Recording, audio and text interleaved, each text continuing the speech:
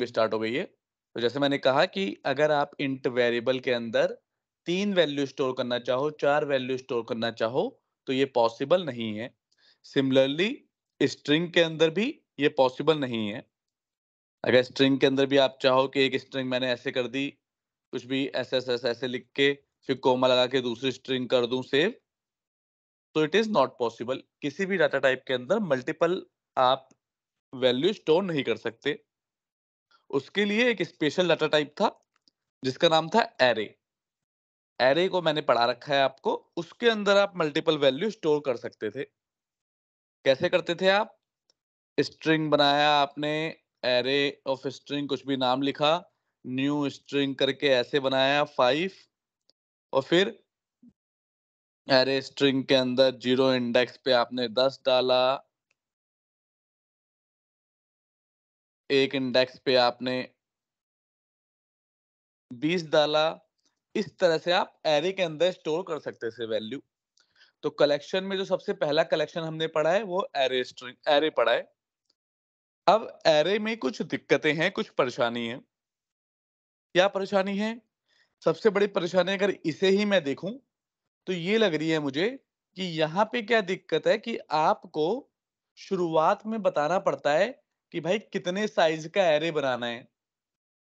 मान लो शुरुआत में मैंने 50 साइज का बता दिया, तो अगर जैसे ही मैं 50 साइज का बताऊंगा, ये मेमोरी में 50 लोगों की जगह घेर लेगा। अब अगर मैं अपने एरे में सिर्फ 2 ही डाटा डालता हूँ या 5 ही डाटा डालता हूँ, तो बाकी की 45 जगह जो बची होगी, वो वेस्ट जाएगी। तो हम मेमोरी का इस्तेमाल सही तरीके से नहीं कर पा रहे। क्यों? क्योंकि हमें पहले ही बताना पड़ रहा है भाई कितने साइज का एरे होगा। तो पहली दिक्कत तो एरे में ये थी कि हम कुछ ऐसा चाहते थे, कोई ऐसा कलेक्शन आए जिसमें हमें बताना ना पड़े। हम सिंपल वैल्यू ऐड करते रहें और उसका साइज बढ़ता रहे। क्या ये बात समझ में आ रही है या नहीं आ रही? यस। आ रही। ठीक है। तो एक एक तो इस इशू एक तो ये इशू है। और दूसरा इशू इसमें अभी क्या दिख रहा है मुझे कि अगर मैंने स्ट्रिंग टाइप का एरे बना दिया, तो इसमें सिर्फ स्ट्रिंग डाल पा रहा हूं मैं। अगर मुझे इंटीज अभी तो मैंने स्ट्रिंग का बनाया और मैंने इंटीजर डाल दिया गलती से। एक्चुअली में ये ऐसे जाएगा। अगर कल को मुझे इसके अंदर इंटीजर डालना हो, तो मैं ये मेरे पास पॉसिबल नहीं है। क्यों? क्योंकि भाई मैंने ऊपर ही बता रखा है कि ये तो स्ट्रिंग टाइप का एरे होगा। तो दूसरा इशू ये दिखा, हम कुछ ऐसा कलेक्शन चाहते थे जिसके अंदर हम मल्टीपल टाइप की वैल्यू डाल दें। हालांकि यहाँ पे भी पॉसिबल है कि आप कर सकते हो एरे में, अगर एरे को आप ऑब्जेक्ट का एरे बना लो। अगर इसे ऑब्जेक्ट का एरे बना ले, तो यहाँ पे पॉसिबल है कि आप कर सकते हो एरे के साथ भी कि उसमें मल्टीपल टाइप की वैल्यू डाल दो। लेकिन हम चाहते थे कि ऑब्जेक्ट बनाने की जगह कुछ अलग चीज आए जिसमें ये काम भी हो जाए और ऑटोमेटिकली उसका साइज भी बढ़ता रहे, हमें बताना ना पड़े। तो ये दोनों प्रॉब्लम थी। तो इन प्रॉब्लम को सॉल्यूशन के लिए नए नए कलेक्शन बने। अभी तक जो एरे है ये तो आपको हर लैंग्वेज में मिल जाएगा। डॉटनेट में, जावा में, जावा स्क्रिप्ट में, लगभग दुनिया की हर लैंग्वेज में आपको एरे मिल जाता है। अब जो मैं बताऊंगा कलेक्शन वो डॉटनेट स्पेसिफिक है और कुछ लैंग्वेज में हो सकते हैं, कुछ ही और नाम से भी हो सकते हैं या सेम नाम से हो सकते हैं, लेकिन ये हर लैंग्वेज में मिलेगा, ये इसकी पॉसिबिलिटी नहीं है। तो सबसे ऐसी बहुत सारे कलेक्शन होते हैं, तो हम एक एक करके वो कलेक्शंस के बारे में पढ़ते हैं। क्या करेंगे हम? ऐड करेंगे, क्लास बना लेंगे। यहाँ पे लिख दिया मैंने कलेक्शंस एग्जाम्पल। अभी कलेक्शन एग्जाम्पल आ गया। अब यहाँ पे एक एक करके उन कलेक्शंस के बारे में पढ़ते हैं। सबसे पहले हम पढ़ेंगे, हर एक कलेक्शन का एक मेथड बना ले रहा हूँ कि जिससे कि उस मेथड को आराम से कॉल करके सारी चीजें देख लेंगे उसकी हम। तो सबसे पहला कलेक्शन उसका नाम है एरे लिस्ट। तो एरे लिस्ट का मेथड बना लिया, इसमें इसके सारे ऑपरेशन करके हम देखेंगे। तो सबसे पहला स्टेप क्या करना है हमें? Declare array list. जैसे उसमें एरे को डिक्लेयर करते थे, यहाँ पे एरे लिस्ट को डिक्लेयर करेंगे। तो डिक्लेयर करने का स्टेप क्या है? एरे लिस्ट, एरे लिस्ट का कुछ नाम लिख दो, मान लो आपने ऐसे लिख दिया न्यू एरे लिस्ट। तो आपने यहाँ पे एक एरे लिस्ट का ऑब्जेक्ट बना लिया। वहां पे क्या था, हमें स्ट्रिंग का एरे या इंटीजर का एरे बनाना पड़ता था और उसके अंदर कोई वैल्यू देनी पड़ती थी कि क्या साइज होगा उसका। यहाँ पे हमें कोई वैल्यू नहीं देनी, हम सिर्फ एरे लिस्ट का एक ऑब्जेक्ट बना लेंगे। अब इसमें वैल्यू इंसर्ट करनी होगी।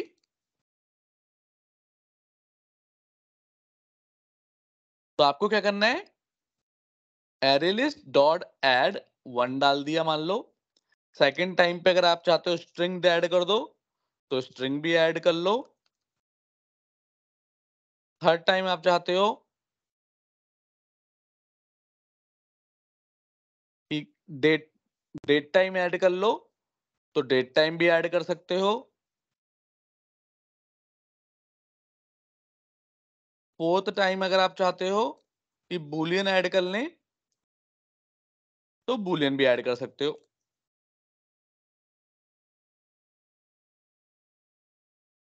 तो इस एरे लिस्ट का फायदा क्या हुआ कि इसके अंदर हमने इंटीजर भी ऐड कर लिया, स्ट्रिंग भी, डेट टाइम भी और बूलियन भी, और भी जितने डाटा टाइप हैं सारे डाटा टाइप की वैल्यू आप इसमें ऐड कर सकते हो। अब कल को हमें अपडेट करना हुआ, ठीक है, कल को पहले पहले अपडेट करने से पहले रीड कैसे करते हैं। अब अगर आपने इंसर्ट किया है तो आपको रीड भी करना पड़ेगा। तो देखते हैं रीड कैसे होता है। मैं थोड़ा जल्दी बता रहा हूं, अगर आपको कहीं लगे कि कुछ चीज समझ में नहीं आई तो मुझे रोक के क्वेश्चन पूछ लेना। इंसर्ट करने में तो सिंपल था, डॉट ऐड कर करके आप इंसर्ट करते रहे। अगर आपको रीड करना है, read from the array list, कैसे रीड करोगे? पहले नंबर पे इंटीजर है तो आपने इंटीजर लिया। रीड कहां से करेंगे? एरे लिस्ट 0 से। लेकिन ये एरर देगा, क्यों? क्योंकि एरे क्या लिस्ट क्या करता है, अपने अंदर किसी भी तरह की वैल्यू को स्टोर तो कर लेता है, लेकिन स्टोर करता है ऑब्जेक्ट के फॉर्म में। स्टोर करता है ऑब्जेक्ट के फॉर्म में, इसीलिए जब आप रीड करते हो तो वो ऑब्जेक्ट को ही रिटर्न करता है। तो जब भी आप रीड करोगे तो आपको कन्वर्ट करना पड़ेगा उस ऑब्जेक्ट से, उस जिस भी पर्टिकुलर आपकी जो वैल्यू है उसमें कन्वर्ट करना पड़ेगा।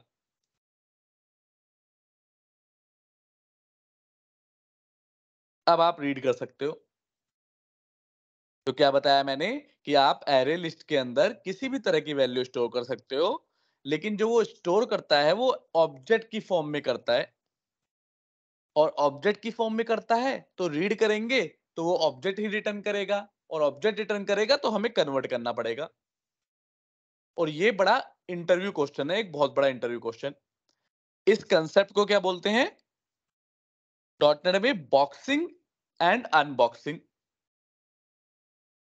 बताता हूं, बॉक्सिंग वर्सेस अनबॉक्सिंग। इंटरव्यू में पूछते हैं कि क्या है बॉक्सिंग, क्या है अनबॉक्सिंग। सो बॉक्सिंग क्या होता है?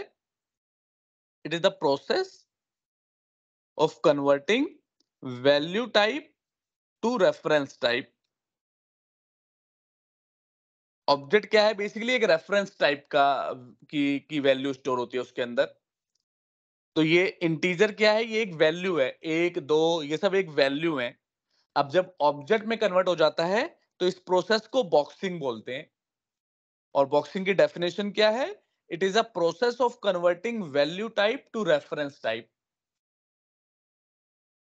और in collection boxing happens automatically by dot net. Happens के लिए लिखता हूं performed, is performed automatically by dot net. क्या ये बात समझ में आ रही है कि बॉक्सिंग क्या है? ये प्रोसेस है वैल्यू टाइप को रेफरेंस टाइप में कन्वर्ट करने के प्रोसेस को बॉक्सिंग कहते हैं। क्या प्रोसेस होता है? कोई भी वैल्यू दोगे उसे ऑब्जेक्ट में कन्वर्ट कर देगा। इसी चीज को लिखा मैंने क्या है? Process of converting value type to reference type is called boxing. और in collection boxing is performed automatically by dot net, हमें कुछ नहीं करना पड़ता। क्या ये बात क्लियर है? कोई डाउट है? क्लियर है। बट अनबॉक्सिंग क्या है? It is the reverse of boxing.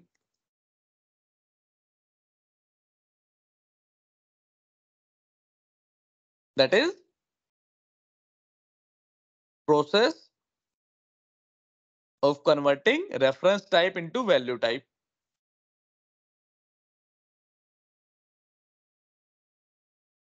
Converting reference type into value type.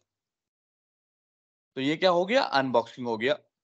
कहाँ किया है हमने? यहाँ पे अनबॉक्सिंग कर रहे हैं कि भाई ऑब्जेक्ट टाइप की वैल्यू थी, इसे कन्वर्ट कर दिया हमने वैल्यू टाइप में, इंटीजर टाइप की वैल्यू में। तो दूसरा क्या बताना है? In dot net in collection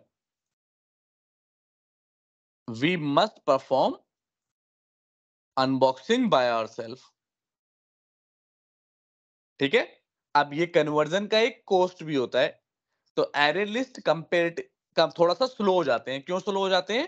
क्योंकि भाई हर वैल्यू को आपको कन्वर्ट भी करना पड़ेगा, या फिर जब ये ऑटोमेटिकली भी कन्वर्ट करेगा तो आप वैल्यू डालोगे, फिर इसे कन्वर्ट करेगा, फिर स्टोर करेगा। तो इसीलिए एरे लिस्ट एरे की कंपैरिजन में थोड़े स्लो होंगे। क्लियर? Yes clear. ऐसे ही आप सारी वैल्यू निकालोगे तो क्या करना पड़ेगा? सबको कन्वर्ट करना पड़ेगा। वी कर लेते हैं। तीसरा क्या है? Date time. डेट टाइम में डेट टाइम जिस चीज की वैल्यू है उस चीज में कन्वर्ट करना है आपको। चौथा क्या है? बूलियन। वेर बूल, इस बार किसमें करना होगा? बूल में। खत्म। तो इस तरह से हमने वैल्यू रीड भी कर ली। अब क्या आता है? Insert in between.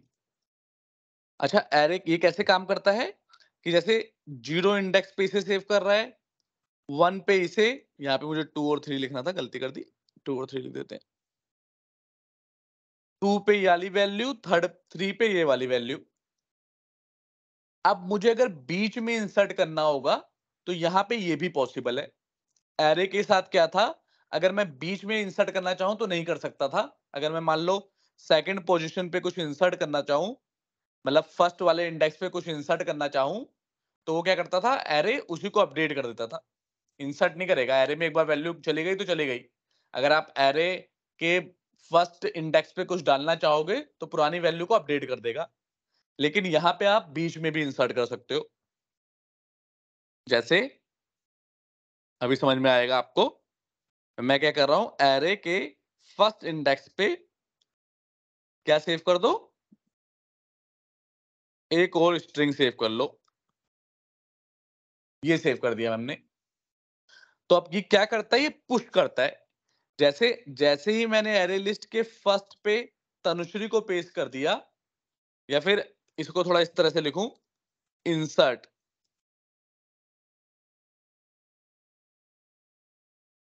तो मैं बताता हूं पहले इंडेक्स पे नई वैल्यू सेव इंसर्ट कर दी मैंने।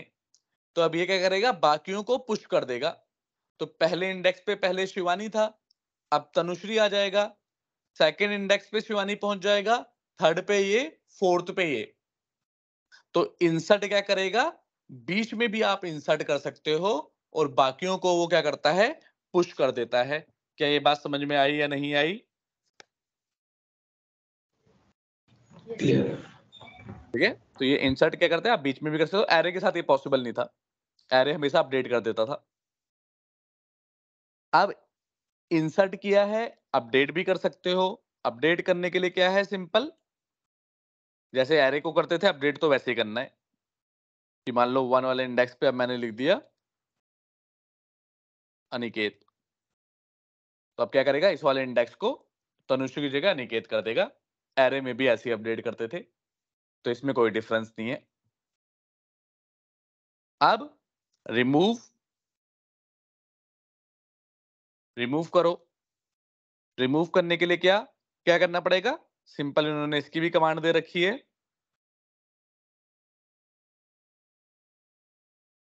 नाम तो सही लिखूं, एरे लिस्ट डॉट, दो तरीके से रिमूव होता है देखो यहाँ पे, एक रिमूव है, एक रिमूव एट है। रिमूव रेंज भी है, लेकिन अभी रेंज के बारे में आपको टेंशन नहीं लेनी, अभी रिमूव और रिमूव एट के बारे में सोचो।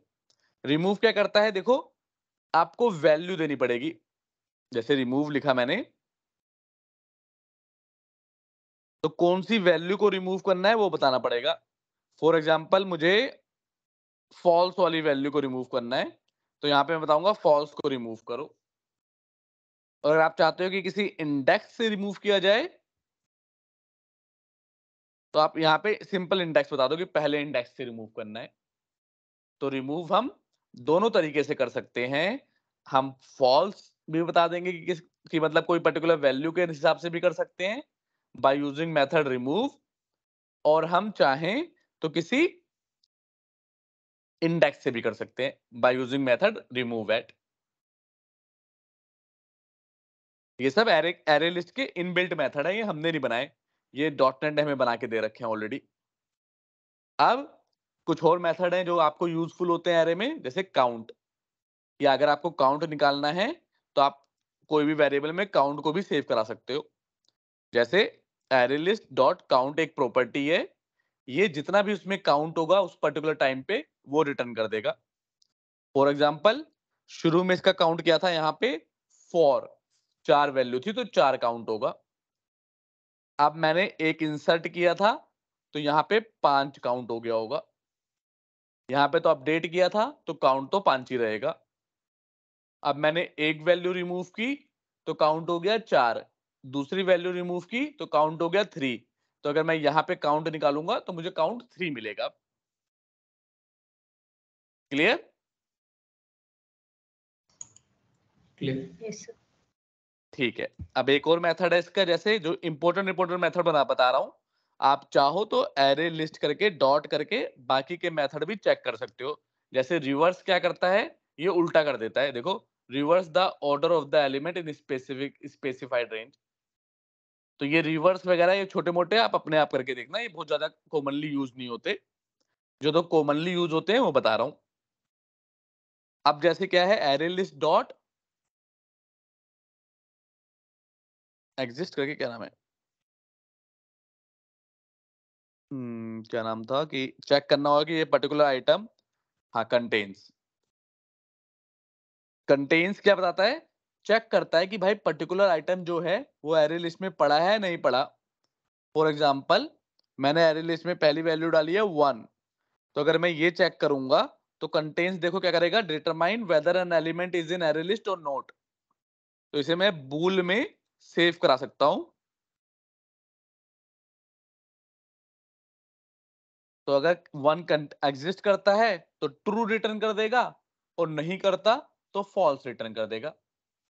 तो यहां इस वाले केस में 1 एग्जिस्ट करता है तो ट्रू रिटर्न कर देगा, और अगर मैंने यही यहाँ पे 100 लिखा होता तो 100 तो मेरे एरे लिस्ट में है ही नहीं, तो यहाँ पे फॉल्स रिटर्न कर देगा।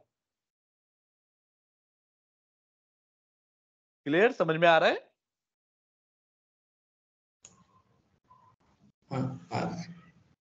चलो अब इसे करके देखेंगे, जो हमने भी बात की है अब इसे डिबग करके चेक करते हैं कि जो जो मैंने कहा वैसा हो भी रहा है नहीं हो रहा।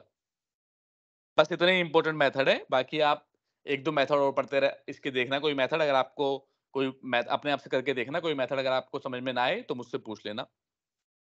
बट ये बड़े कॉमनली यूज मेथड है, जो एरे लिस्ट में आप काम करते हो तो ये काफी यूज होते हैं, तो इसलिए मैंने वो बता दिए। अब बनाते हैं अपनी क्लास का ऑब्जेक्ट कलेक्शन एग्जाम्पल।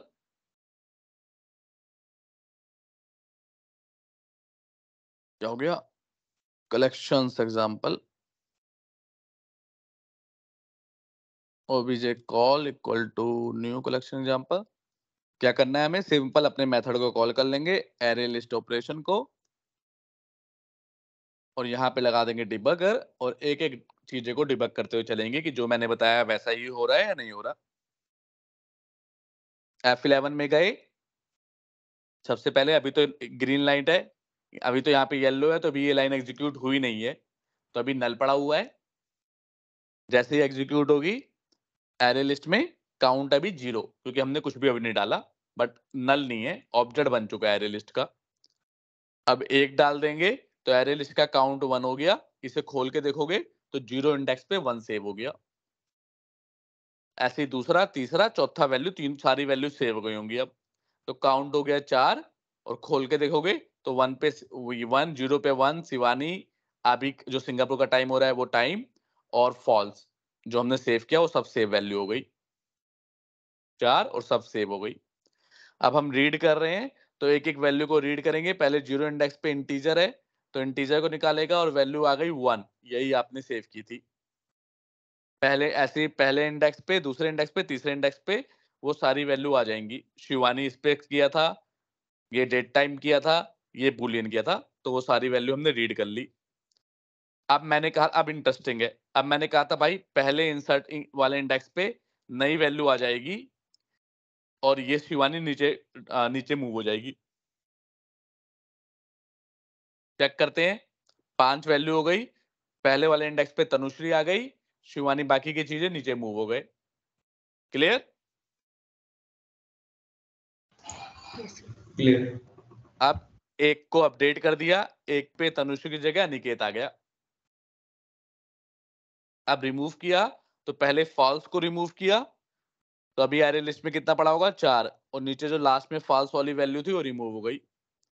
अब पहले इंडेक्स पे जो वैल्यू थी उसे भी रिमूव कर दिया तो काउंट हो गया 3, और जो पहले इंडेक्स पे हमारी वैल्यू पड़ी थी अनिकेत तो वो भी रिमूव हो गया।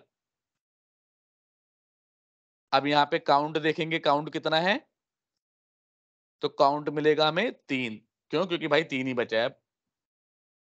अब यहाँ पे चेक करेंगे ये कंटेन्स क्या एक नंबर कंटेन करता है एरे लिस्ट में, तो चेक करते हैं करता है नहीं करता। हाँ करता है, तो ये ट्रू बताएगा। अभी क्या आ रहा है, फॉल्स हो रहा है। क्यों? क्योंकि भाई बूलियन की जो डिफॉल्ट वैल्यू होती है वो फॉल्स होती है, इसलिए अभी ये फॉल्स आ रहा है। जैसे ही एग्जीक्यूट होगा इसकी वैल्यू ट्रू हो गई। क्यों? क्योंकि एक नंबर पड़ा हुआ है हमारे एरे लिस्ट में, लेकिन 100 नंबर नहीं पड़ा हुआ, तो अगर इसे एग्जीक्यूट करेंगे तो ये वैल्यू फॉल्स रहेगी। क्लियर? तो ये सारे मेथड एरे लिस्ट के हमने करके देख लिए, जो भी इंपॉर्टेंट मेथड थे इसके। यही है एरे लिस्ट। फायदा क्या हुआ कि भाई रन टाइम पे आपको मेमोरी असाइन हो रही है, तो अब मेमोरी की वेस्टेज नहीं होगी। कोई सी भी वैल्यू आप इसके अंदर सेव कर ले रहे हो तो आपको ये भी टेंशन नहीं है कि सिर्फ इंटीजर ही करना है या सिर्फ अरे क्या बोलते हैं, इंटीजर ही करना है या फिर सिर्फ स्ट्रिंग ही करना है, सिर्फ पर्टिकुलर कोई डाटा टाइप करना है। एरे लिस्ट में कोई क्वेश्चन या डाउट तो पूछो। क्लियर है मेरे को तो।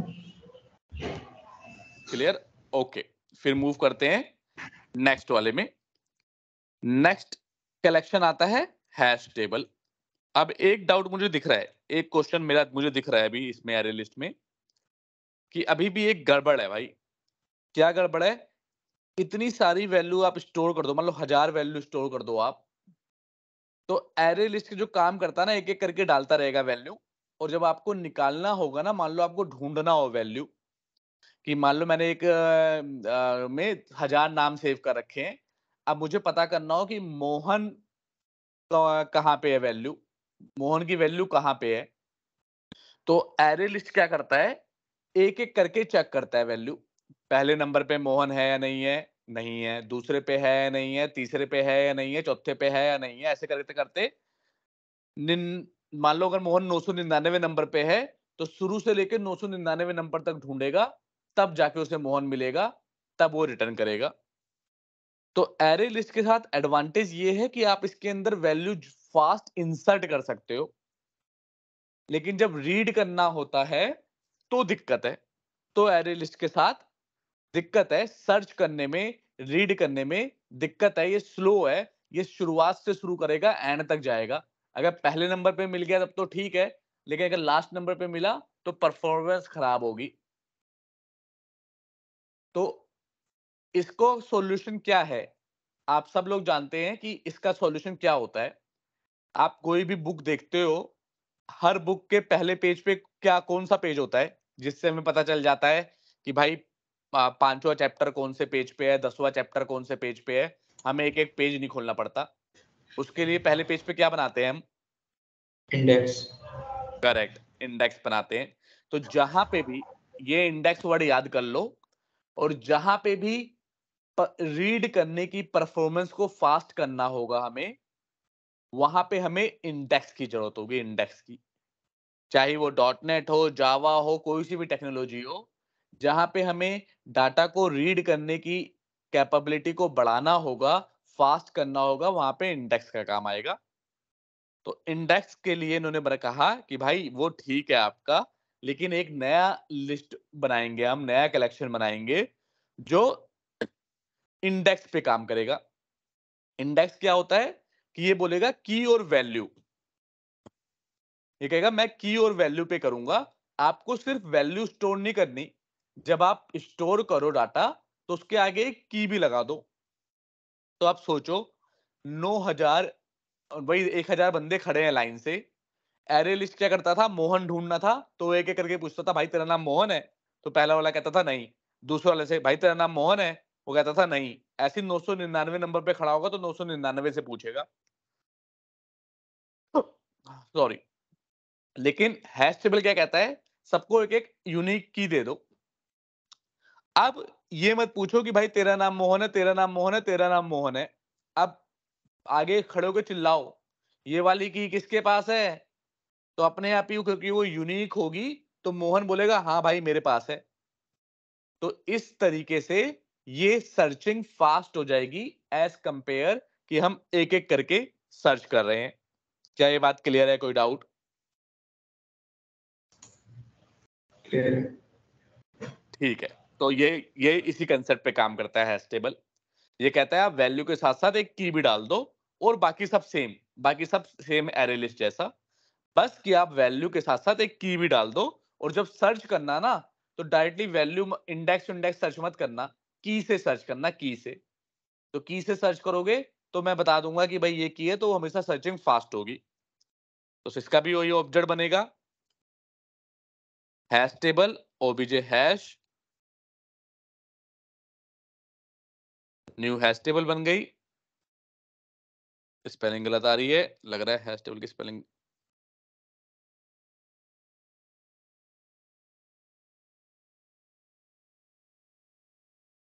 ऐसा क्यों दे रहा है?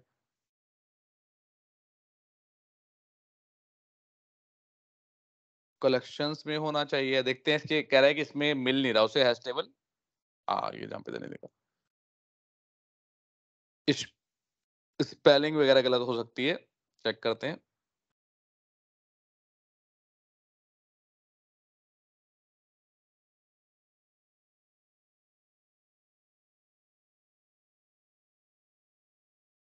हाँ, स्पेलिंग गलत थी, वो टी स्मॉल है। तो हैश टेबल ये हो गई, इसका ऑब्जेक्ट बनाया आपने। अब इसमें इंसर्ट कैसे करना है?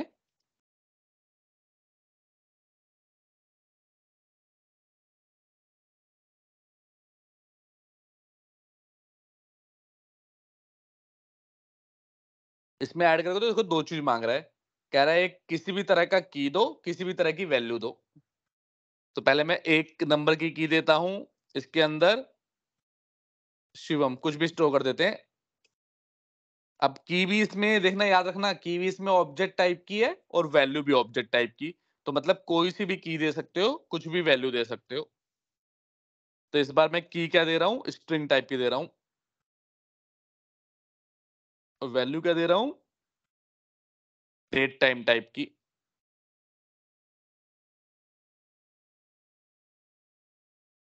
बाकी स्ट्रिंग कोई सी भी की दे सकता है, लेकिन मैं जानबूझ के डिफिकल्ट नहीं करना चाह रहा, आराम से मैं इंटीजर ही दे देता हूं बाकी। यहाँ पे इसकी वैल्यू 40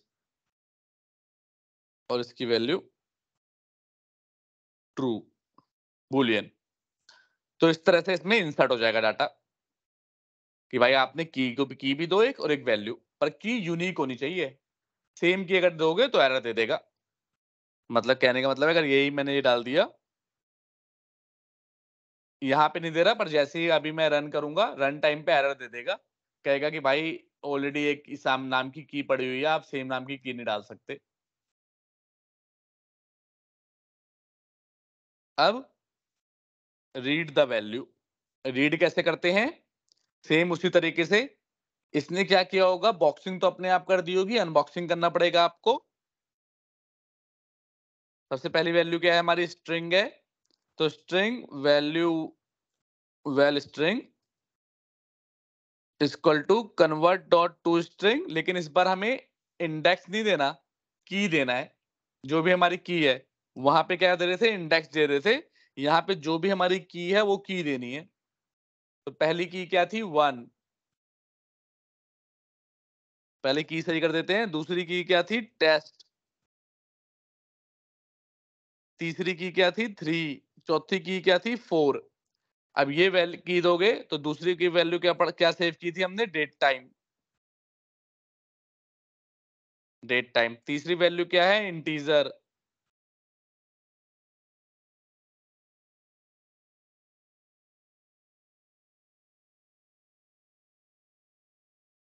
तो इसे कन्वर्ट किस में पढ़ना पड़ेगा, इंटीजर में। बॉक्सिंग अनबॉक्सिंग तो उसी तरीके से करनी है, बस वहां पे इंडेक्स बोल मांगा था, यहाँ पे की दे रहा है, मांग रहा है। चौथी वैल्यू क्या थी हमारी, बुलियन। बुल वेल बुल, तो यहाँ पे कन्वर्ट क्या करेंगे, टू डॉट बुलियन। तो इस तरह से हम की के बेसिस पे वैल्यू को रीड कर सकते हैं। अब रीड कर लिया तो अपडेट करना होगा। अपडेट करेंगे तो सेम चीज, जैसे वहां पे अपडेट किया था, अपडेट तो सेम ही होगा। क्या करना है आपको, ओबीजे हैश, जिस भी की पे अपडेट करना है उस की को दो। मान लो टेस्ट पे अपडेट करना है मुझे, तो टेस्ट पे क्या वैल्यू अपडेट करनी है वो वैल्यू अपडेट कर दो। मान लो इस बार मुझे कोई स्ट्रिंग करनी है, कुछ भी स्ट्रिंग लिख सकते हो, आपके ऊपर है वो तो। अरे, तो अपडेट हो गया, तो रीड हो गया, अपडेट हो गया। यहाँ पे बीच में इंसर्ट करने का तो कुछ बनता नहीं है, क्योंकि सब कुछ की के बेसिस पे इंसर्ट हो रहा है, ना कि वैल्यू के, ना कि इंडेक्स के बेसिस पे हो रहा है। तो बीच में इंसर्ट तो होगा नहीं, क्योंकि ये कोई 0 इंडेक्स 1 इंडेक्स ऐसे इंडेक्स पे सेव नहीं हो रहा, ये की के बेस पे हो रहा है कि की इसकी ये है, वैल्यू ये है, की ये है, वैल्यू ये है। हाँ, रिमूव कर सकते हो। रिमूव कैसे करना है, ओबीजे हैश डॉट रिमूव, जो भी की, क्या मांग रहा है, की मांग रहा है, तो जो भी की होगी वो की दे दो, उसको रिमूव कर देगा। सब कुछ की के बेसिस पे होगा। तो मान लो टेस्ट वाली की को, लो तीन वाली की को रिमूव करना है, तो 3 वाली की को रिमूव कर दिया। अच्छा, एक मेथड ऊपर नहीं बताया था, यहाँ पे वो मेथड आता है और ऊपर भी आता है वो, कि अगर सब कुछ ही क्लियर करना है तो भी कर सकते हो, कि पूरा एक साथ क्लियर करना है।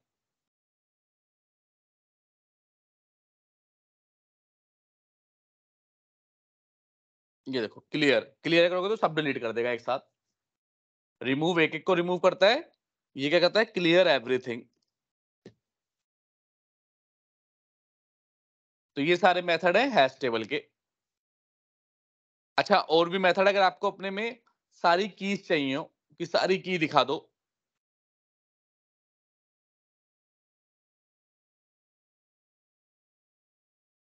गेट ऑल कीज, कि कौन कौन सी कीज है, तो इसको आप फोर लूप लगा के, तो क्या बोलो, ओबीजे हैश डॉट कीज करके एक मेथड आता है। कीज करके एक प्रॉपर्टी है, मेथड नहीं है, प्रॉपर्टी है।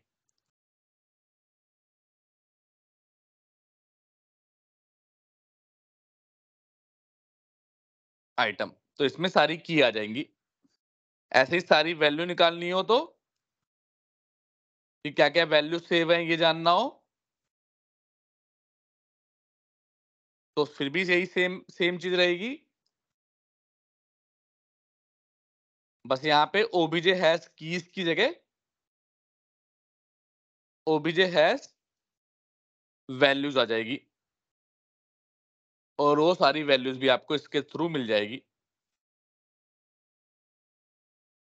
तो ये हो गया हमारा हैश टेबल। डिफरेंस क्या है कि ये कीज के बेसिस पे वैल्यू सेव करता है, और कीज के बेसिस पे ही वैल्यू को रीड करता है। आप सारी वैल्यू को क्या बोलते हैं, कीज को भी प्रिंट करा सकते हो, वैल्यूज को भी प्रिंट करा सकते हो। सब कुछ क्लियर करना होगा तो क्लियर बताओ, सब कुछ क्लियर करने के बाद अगर मैं ये फोर लूप चलाऊंगा तो क्या प्रिंट होगा?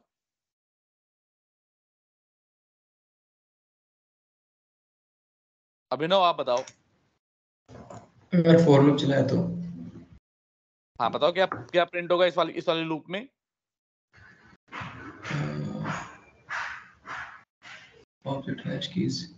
हाँ, इस लाइन से इसका लेना देना है। इस लाइन को पढ़ो पहले, क्या कर रहा है ये? क्लियर कर रहा है, सारी कीज को डिलीट कर देगा। तो अब क्या प्रिंट होगा जब मैं प्रिंट करूंगा तो? कुछ भी नहीं, डिफॉल्ट। करेक्ट, कुछ भी प्रिंट नहीं होगा। डिफॉल्ट नहीं, जीरो कुछ। एरे का कुछ डिफॉल्ट वैल्यू नहीं होती ना, एरे की डिफॉल्ट वैल्यू मतलब कुछ भी नहीं। तो एरे तो कुछ भी प्रिंट नहीं होगा। सीधी सी बात है, क्योंकि हम क्लियर कर चुके हैं।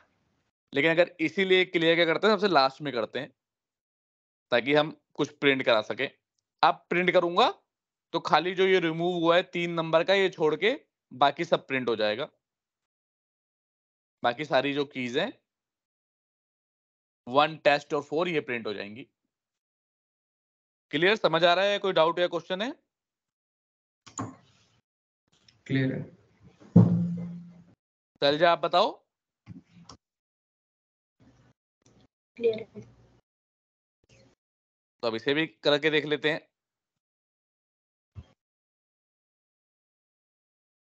इस बार डिफिकल्ट लगाएंगे यहाँ पे। क्या है हमारा दूसरा, कुछ और नाम है क्या?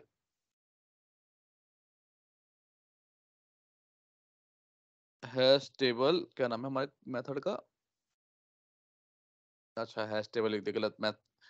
अच्छा, ये सब नाम, मेथड का नाम हैश टेबल ये सब मत लिखना, क्योंकि ये ऑलरेडी रिजर्व्ड कीवर्ड है। तो जो रिजर्व्ड कीवर्ड होते हैं उसका नाम, वो क्लास का नाम और ये सब नाम नहीं लिखते, वरना वो एरर देता है। जैसे किसी क्लास का नाम एरे, ये मत लिख दो। किसी क्लास का नाम क्लास, ये भी नहीं लिख सकते, क्योंकि ये सब डॉट नेट के कीवर्ड है।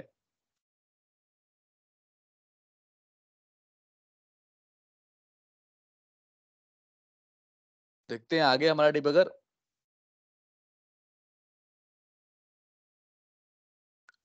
फंक्शन F11 किया, ओबीजे हैश बना, अभी खाली पड़ा है, कुछ भी काउंट 0 है। एक एक चीज डालते गए हम। ओबीजे हैश में काउंट 4 हो गया। ये की वैल्यू की वैल्यू की वैल्यू की वैल्यू की वैल्यू पड़ गई इसमें। इसमें कोई लाइन से नहीं होता कि क्या लाइन से पड़ेगा, बस की और वैल्यू के बेसिस पे डाटा पड़ जाता है। निकालने के लिए वही जैसे वहां पे निकाला था, अनबॉक्सिंग करनी पड़ेगी। ये एक वर्ड बार बार बोलना, जब प्रैक्टिस भी करना तो बार बार बोलना है कि बॉक्सिंग करता है कलेक्शन अपने आप, अनबॉक्सिंग हमें खुद करनी पड़ती है। क्योंकि इंटरव्यू में सीधा यही क्वेश्चन पूछते हैं ज्यादातर कलेक्शन के बारे में। पहला क्वेश्चन ये बोलते हैं, व्हाट इज अनबॉक्सिंग अनबॉक्सिंग। तो जब आप बता दोगे तो फिर कलेक्शन के डिटेल में जाएंगे। ओबीजे हैश टेस्ट के अंदर वैल्यू अपडेट कर दी, तो अब जो टेस्ट वाला होगा उसमें स्ट्रिंग टेस्ट पड़ गया होगा, ये देखो। अब मैंने 3 नंबर को रिमूव कर दिया, तो ओबीजे हैश में क्या पड़ा होगा? तीसरे नंबर पे जो भी 3 वाला की थी वो डिलीट हो गई, बाकी की बची है। अब सब कुछ अगर प्रिंट करना है, सारी कीज, तो एक एक करके सारी की मैंने प्रिंट करवा दी यहाँ पे, और नीचे सारी वैल्यू प्रिंट करा दी। ये प्रिंट अभी यूआई पे दिखेगा। अभी देखो ओबीजे हैश में कितना पड़ा है? 3 पड़ा है। जैसे ये क्लियर वाली लाइन चली, अब 0 हो गया, तो हमारा खाली हो गया। और यही सब मैंने आपको कराया है। अब कंटिन्यू करूंगा तो उस ब्लैक वाली स्क्रीन पे ये सारी कीज ऊपर प्रिंट हो गई, नीचे सारी वैल्यूज प्रिंट हो गई। क्लियर है? कोई डाउट? क्लियर है। क्लियर है। ठीक है, तो नेक्स्ट आता है। अब बाकी के 2 और हैं, सोच रहा हूँ दोनों ही बता देता हूँ, ज्यादा मुश्किल नहीं है, आसान है। सिर्फ 2 ही और हैं बस। पब्लिक वाइड स्टैक ऑपरेशन, थोड़ा जल्दी जल्दी बताऊंगा क्योंकि ये सेम वैसे ही है, बस एक कंसेप्ट पे काम करते हैं ये दोनों। क्या कंसेप्ट है? स्टैक का नाम आपने सुना होगा ऑलरेडी, नहीं सुना तो मैं बता देता हूं। एक किताब के ऊपर दूसरी किताब, दूसरी के ऊपर तीसरी, तीसरी के ऊपर चौथी किताब, इसे एक स्टैक बोलते हैं कि एक स्टैक लगा दिया। अब जो सबसे लास्ट में, अगर आपको किताब मैं बोलूं किताब निकाल के लाओ, आपने एक के ऊपर एक के ऊपर एक के ऊपर किताबें रख दी है, अगर मैं बोलूं कि अब जाओ एक किताब निकाल के लाओ, तो सबसे ऊपर वाली किताब को सबसे पहले निकालोगे आप, राइट? ऐसे ही करोगे यस। कि कभी जो रखते हैं एक के ऊपर एक, और निकालते हमेशा ऊपर वाली को पहले हैं। जो सब, इसका मतलब क्या हुआ, जो सबसे पहले रखी वो सबसे एंड में निकलेगी। तो इसी कंसेप्ट पे स्टैक काम करता है। क्या कहता है ये, किस कंसेप्ट पे काम करता है? लीफो बोलते हैं इसे, लीफो। लीफो का मतलब last in first out, first out. ठीक है? तो इसका मतलब क्या हुआ भाई, बीच में से ना कोई वैल्यू निकल सकती है, ना ही कोई वैल्यू अपडेट हो सकती है। जो सबसे लास्ट में आपने अपडेट की होगी वही सबसे पहले आउट होगी, उसी को पढ़ सकते हो। अगर आप चाहो कि पहली पढ़ लूं, दूसरी पढ़ लूं, तीसरी पढ़ लूं, नॉट पॉसिबल।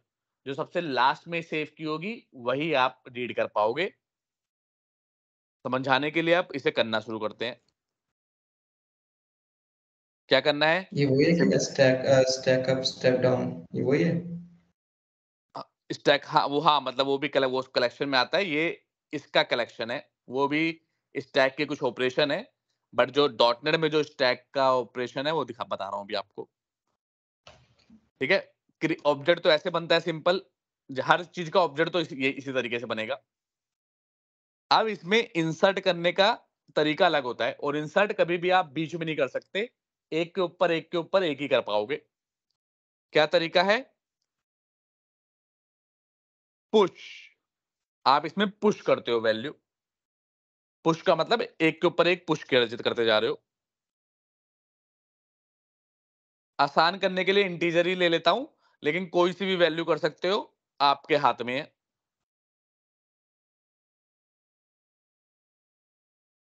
कोई सी भी वैल्यू कर सकते हो, आपके हाथ में है, लेकिन अभी मैंने आसान करने के लिए पुश ले लिया, क्योंकि ये ऑलरेडी ऊपर बता चुका हूं मैं आपको कि भाई सारी अलग अलग वैल्यू स्टोर करके दिखा चुका हूं।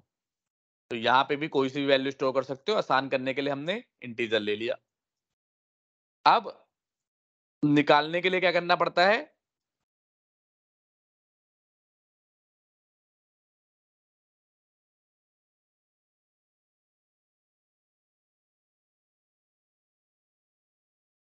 पॉप।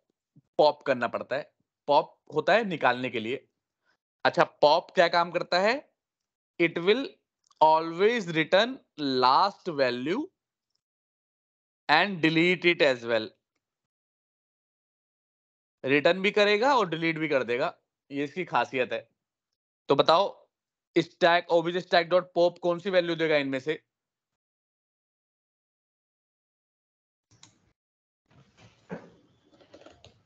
लास्ट वाली देगा। हाँ, लास्ट वाली बताओ कौन सी है? 444। करेक्ट। तो ये 44 वैल्यू जो लास्ट में स्टोर है वो दे देगा। तो अगर हम इंट वैल्यू 1 करके देखेंगे, तो यहाँ पे वैल्यू 1 में पॉप ये आ जाएगा, लास्ट वैल्यू। अच्छा, लेकिन क्योंकि वही अनबॉक्सिंग तो यहाँ पे भी करनी है, क्योंकि इसने स्टोर तो इंटीजर के रूप, सॉरी ऑब्जेक्ट के जैसा ही किया होगा, तो अनबॉक्सिंग तो यहाँ पे भी करनी है। अब अगर मैं वैल्यू 2 को पॉप करूंगा तो कौन सी वैल्यू देगा? डिलीट कर देगा ये तो कुछ। नहीं, it will 100। Always return last value and delete it. उसी लास्ट वैल्यू को डिलीट करेगा। तो जब पॉप किया अच्छा। होगा हमने, तो इसने 444 को रीड किया और डिलीट कर दिया। अब 3 बचे हैं खाली। अब 3 बचे हैं, तो जो लास्ट में होगा उसे रिटर्न करेगा। अब 133 को रिटर्न करेगा और वैल्यू 2 के अंदर सेकंड टाइम, और उसे भी डिलीट कर देगा। समझ में आ रही है बात? तो यस। इसका मतलब जितनी बार पॉप करूंगा वैल्यू रीड करेगा, डिलीट कर देगा, रीड करेगा, डिलीट कर देगा। इसीलिए हम एक एक करके ही वैल्यू को तक पहुंच पाएंगे। पर अगर आप चाहो कि नहीं यार डिलीट नहीं करवानी, मुझे तो खाली रीड करनी है,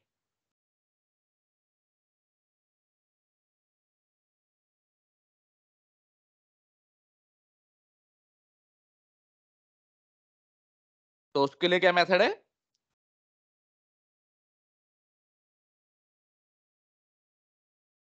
पीक। पीक करके एक मेथड होता है। ये क्या करेगा?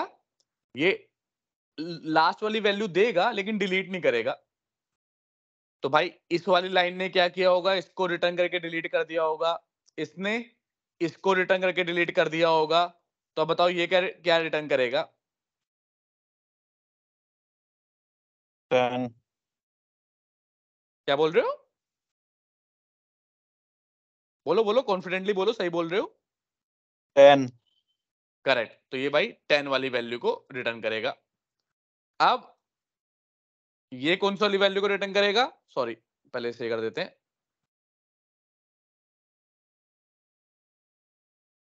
ये कौन सी वैल्यू को रिटर्न करेगा?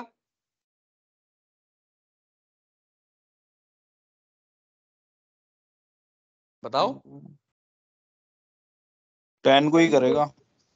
करेक्ट आंसर है कि भाई हर बार ये 10 को ही रिटर्न करता रहेगा, आप कितनी बार पीक करते रहो। क्यों?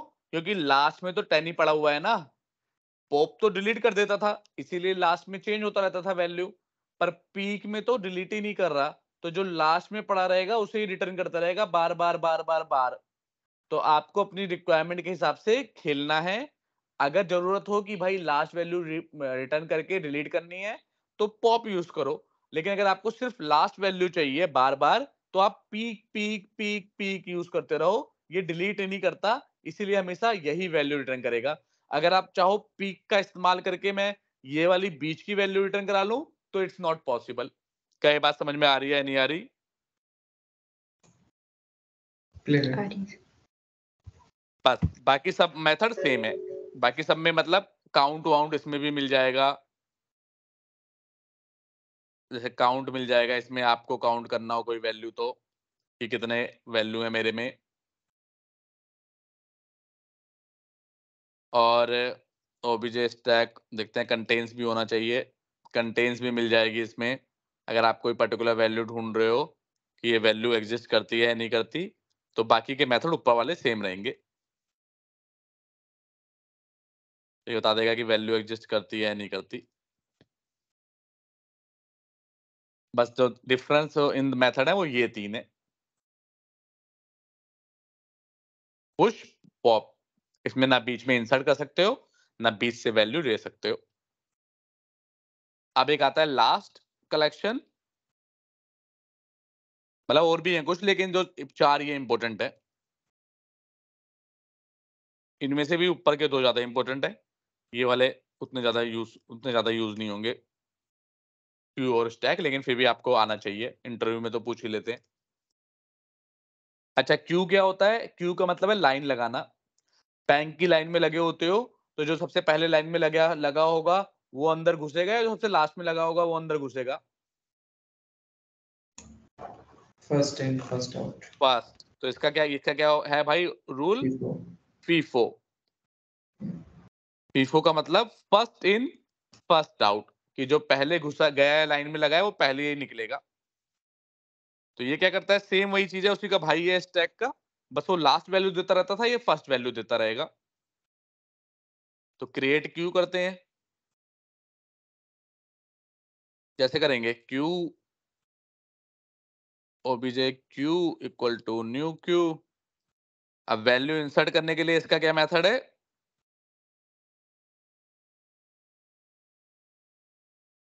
इंसर्ट करने के लिए इसका मेथड का नाम है एनक्यू। जो भी वैल्यू इंसर्ट करनी है उसमें एनक्यू लगा के करते रहो, कोई सी भी कर सकते हो, इंटीजर, स्ट्रिंग, बूल, डेट टाइम या डेसिमल, कुछ भी। लेकिन मैं आसान करने के लिए इंटीजर कर रहा हूं खाली, क्योंकि हमें ऑलरेडी पता लग गया है कि हम कुछ भी सेव कर सकते हैं। अब इसमें से gate the value and delete it. अगर गेट वैल्यू करनी है और डिलीट करना है तो क्या करेंगे? डी क्यू मेथड है, वही कन्वर्ट तो करना ही पड़ेगा क्योंकि ये ऑब्जेक्ट में सेव कर रहा है, सारे कलेक्शन जो है ऑब्जेक्ट में सेव करते हैं, तो अनबॉक्सिंग तो हमें करनी पड़ेगी। अनबॉक्सिंग कर दी हमने, तो आप बताओ डी क्यू यहाँ पे क्या वैल्यू देगा? वैल्यू 1 में क्या वैल्यू आएगी और वैल्यू 2 में क्या आएगी? वैल्यू 1 बताओ एक पर्सन, दूसरा पर्सन बताओ वैल्यू 2 में क्या वैल्यू आएगी। वैल्यू 1 कौन बताएगा?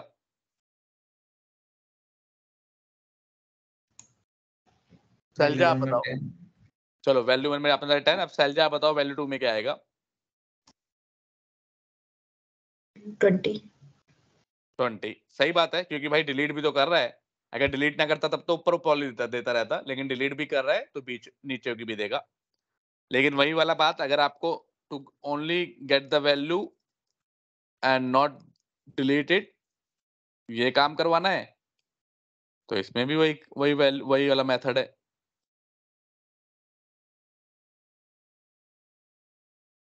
यू डॉट पीक मेथड इसमें भी आता है।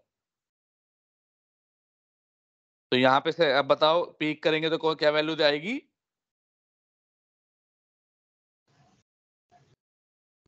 100 करेक्ट, 100। और वैल्यू इसके बाद वाले में इसमें भी 100। करेक्ट, जितनी बार भी करते रहो उसमें 100 आती रहेगी, क्योंकि हमने डिलीट ही नहीं किया, सिर्फ रीड किया है। अब अगर आप चाहो तो काउंट भी करके देख सकते हो इसमें भी, कि आपके कितने काउंट हैं, एग्जिस्ट वाला भी और बाकी के मेथड भी। जैसे रिमूव, बीच में से रिमूव तो होता नहीं, तो खाली क्लियर मेथड मिलेगा। रिमूव नाम का कोई मेथड नहीं होगा कि आप किसी को बीच में से वैल्यू रिमूव कर दो। क्लियर कर सकते हो कि सब कुछ डिलीट कर दिया तो वो क्लियर होता है। ऊपर स्टैक में भी क्लियर मिलता है। तो यही मेथड है। बाकी आपको कुछ करना हो और भी कोई मेथड चेक करना हो तो डॉट करके देखना, सारे मेथड आ जाते हैं। कोई मेथड पर्टिकुलर समझना हो तो पहले उसके एग्जाम्पल डाल देना गूगल पे, अपने आप ही आ जाएगा। अगर फिर भी ना समझ में आया तो मेरे से पूछना नेक्स्ट क्लास में। आज की क्लास बस इतनी ही है। कोई इसमें क्वेश्चन या डाउट तो पूछो मेरे से किसी भी कलेक्शन में। क्लियर है। ठीक है, तो आज ये प्रैक्टिस करो। अब नेक्स्ट क्लास होगी इनके ही बड़े भाई के बारे में। इनके बड़े भाई कौन है? Generic collection. ये है कलेक्शन, वो है जेनरिक कलेक्शन। तो उनके बारे में पढ़ेंगे। वो भी चार हैं, बस ये 8 ही हैं। इन 8 में भी वो जेनरिक वाले ज्यादा यूज होते हैं, ये कम होते हैं, लेकिन होते हैं ये भी। तो आपको ये भी अच्छे से प्रिपरेशन करनी है और फिर जेनरिक कलेक्शन अच्छे से पढ़ना है। उसके बाद 2-3 क्लास हो रहेंगी, फिर सी शार्प खत्म हो जाएगा हमारा, हम सिक्वल सर्वर पे मूव हो जाएंगे। चलो फिर मिलते हैं नेक्स्ट क्लास में, तब तक के लिए बाय बाय। चीज पूछ। हाँ पूछो, हेलो कोई क्वेश्चन है तो। सर, मुझे ऑथराइजेशन पूछना था। ऑथेंटिकेशन तो मुझे क्लियर है एमवीसी में, मतलब क्वेश्चन आया था ये तो। अच्छा,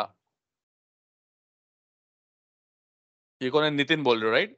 ठीक है, तो यस। बाकी लोग जब एमवीसी आएगा तब मैं पढ़ाऊंगा। बाकी नितिन आप रह लो थोड़ी देर कॉल में, आपको बता देता हूँ। बाकी आप लोग चल जाओ, क्योंकि अब आप लोगों को कुछ भी समझ में नहीं आएगा, बिकॉज एमवीसी का कॉन्सेप्ट है वो।